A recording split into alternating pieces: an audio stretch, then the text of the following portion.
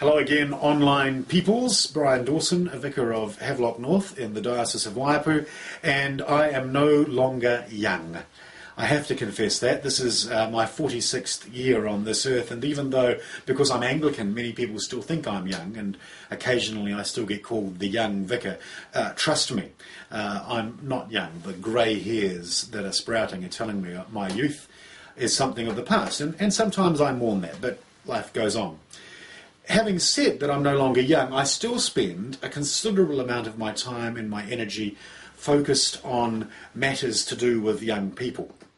In a previous life, I have worked as a youth worker in youth ministry at both local and national levels, and I'm still involved in regional and diocesan youth governance, if you like, the oversight side of things.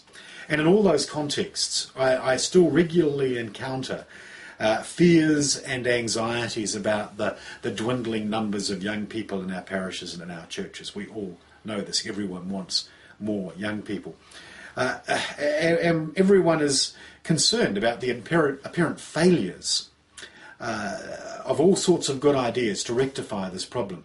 We try all these new programs, we do all these cool events, and still the young people don't come. And so I hear this question a lot: what do young people want? Well, not being young anymore, I can't really answer that, but then my experience has been that young people can't really answer that either.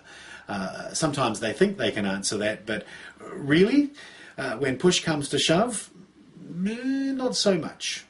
We want this, but then they don't come to that. So the question just kind of hangs there. And usually what we discover is that it gets answered in the negative by young people not showing up or voting with their feet. I don't have any magic answers. If I did, I would share them with you, I promise, but I don't. I do suspect, though, that part of the problem is we're asking the wrong question. Let me be clear, this is not a youth issue per se. I think we get trapped in all sorts of ages and stages with this same problem. We start asking the same questions using different words, and the same problem keeps emerging. These just aren't the right questions in the first place. The problem with asking what people want is that we begin to treat church like a business, and we begin to treat faith like a commodity, something that you try to sell to me, or vice versa. And I buy it because I can see something in it for me.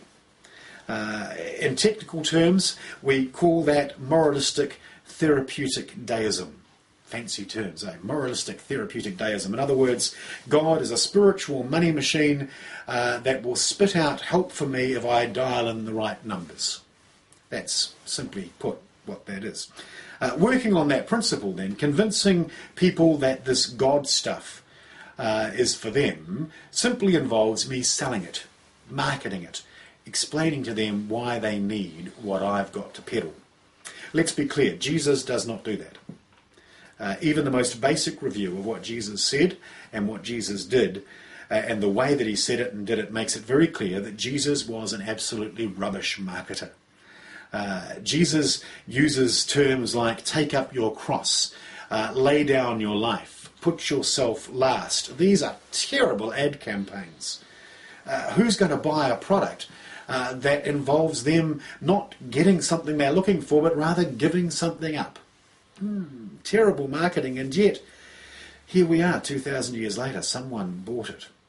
On top of all this, Jesus says almost nothing about some kind of great payoff in the hereafter. Instead, what he says is, here's a whole heap of work to do to change the world in the here and now.